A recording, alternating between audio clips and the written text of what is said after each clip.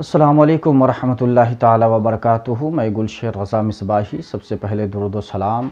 اللہ رب محمد صلی اللہ علیہ وسلم نحن عباد محمد صلی اللہ علیہ وسلم۔ حضرات، ایک بہت ہی عظیم آیت کریمہ لے کر آپ کی بارگاہ میں حاضر ہوا ہوں۔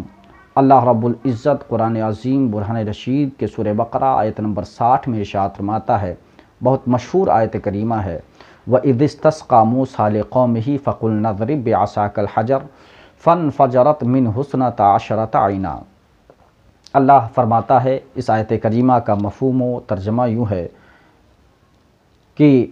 اے محبوب، آپ یاد کریں اس وقت کو جب حضرت موسیٰ علیہ السلام کی قوم نے حضرت موسیٰ علیہ السلام سے پانی کا مطالبہ کی تھی، اور بنی اسرائیلیوں نے حضرت موسیٰ علیہ السلام سے پانی کا مطالبہ کیا تھا، تو اللہ رب العزت نے حضرت موسیٰ کو حکم دیا تھا کہ اے موسیٰ علیہ السلام، آپ اپنے ڈنڈے کو پتھر پر ماریں تو پتھر سے 12 چشمے نکل آئیں گے، اور ہر جماعت اس پتھر سے نکلے ہوئے پانی کو پہچان جائے گی اور اس سے سیراب ہوگی۔ اس کا پس منظر یہ ہے کہ حضرت موسیٰ علیہ السلام کو اللہ رب العزت نے حکم دیا تھا کہ بنی اسرائیلیوں کو راتوں رات لے کر فرعون کے چنگل سے بچا کر آپ مصر کی طرف چلیں۔ جب مصر پہنچے حضرت موسیٰ علیہ السلام اور ان کی قوم، تو پھر اللہ نے حکم دیا کہ اب یہاں سے روانہ ہوئیے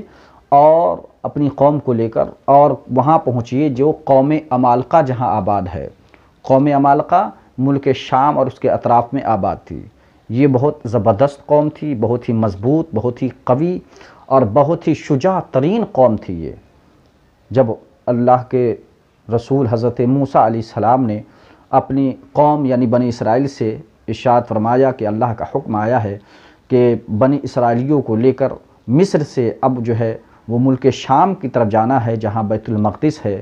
اور اسی بیت المقدس کو آزاد کروانے کے لیے قوم عمالقہ جو زبردست قوم ہے اس سے لڑنا ہے، اس سے جہاد کرنا ہے۔ تو اب یہ قوم شش و پنج میں پڑ گئی، بنی اسرائیل شکایت کرنے لگی، بہانہ کرنے لگ گئی، لیکن تب بھی حضرت موسیٰ اور حضرت ہارون کے سمجھانے پر چاہ نہ چاہ کر بھی اس قوم کو یعنی بنی اسرائیلیوں کو جانا پڑا، روانہ ہونا پڑا اور رخت سفر باندھنا پڑا ملک شام کے لیے۔ ملک شام کی طرف جب جا رہے تھے تو راستے میں جو بھی پریشانی آتی تھی، ساری پریشانیاں حضرت موسیٰ علیہ السلام کو بطور شکل بیان کرتی تھی، چھوٹی چھوٹی چیزیں بیان کرتی تھی، چھوٹی چھوٹی شکایتیں حضرت موسیٰ سے کرتی تھی۔ انہی میں سے ایک شکایت یہ ہے کہ حضرت موسیٰ علیہ السلام کو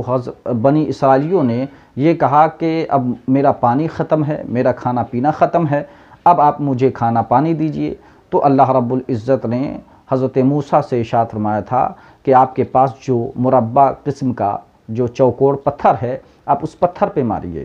اور وہ پتھر آپ کو 12 چشمے دے گا جس سے ساری قوم سیراب ہو جائے گی۔ میں یہاں یہ بھی بتاتا چلوں کہ آپ نے 12 چشمے کے حوالے سے اگر ویڈیوز دیکھا ہوگا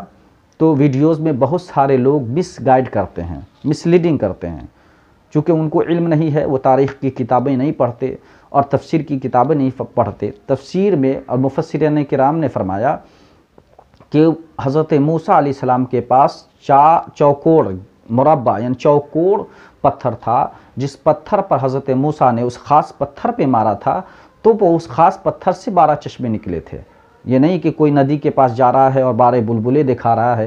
اور کوئی سمندر یا جھرنے کے پاس یا کوئی پہاڑ کی گھاٹی میں پہنچ کر کے 12 چشمے دکھا رہا ہے۔ تو حضرت موسیٰ علیہ السلام کی قوم یعنی بنی اسرائیل پہ اللہ نے اتنا خاص فضل فرمایا تھا اور انعام کیا تھا کہ حضرت موسیٰ علیہ السلام کی قوم یعنی بنی اسرائیل پر اللہ نے من و سلوہ کو اتارا جو اس کی بھوک پیاس کو مٹائے۔ پھر جو ہے وہ ان پر سایہ نہیں تھا، یعنی دھوپ میں وہ چلچلاتے ہی دھوپ میں اور دھوپ کی تپش میں وہ جو ہے جل جاتے تھے، تو اللہ نے بادل اتارا تاکہ ان پر سایہ کرے۔ رات کی تاریکیوں کو مٹانے کے لیے اللہ نے اسی سایہ کو منور کیا، روشن کیا، رات میں وہ روشنی دیتا تھا۔ اور اسی طرح یہاں تک آیا ہے تاریخی حوالے سے بلکہ تفسیر میں کہ اللہ رب العزت نے اتنا کرم فرمایا تھا کہ بنی اسرائیل کا بچہ جو بھی پیدا ہوتا تھا وہ ساتھ میں کپڑا لے کر پیدا ہوتا تھا، اور بنی اسرائیلیوں کا کپڑا گندا بھی نہیں ہوتا تھا، نہ بدبودار ہوتا تھا، نہ گندا ہوتا تھا۔ بچہ جو پیدا ہوتا تھا وہ بچے اپنا کپڑا لے کر پیدا ہوتے تھے۔ اتنا بڑا انعام اللہ رب العزت نے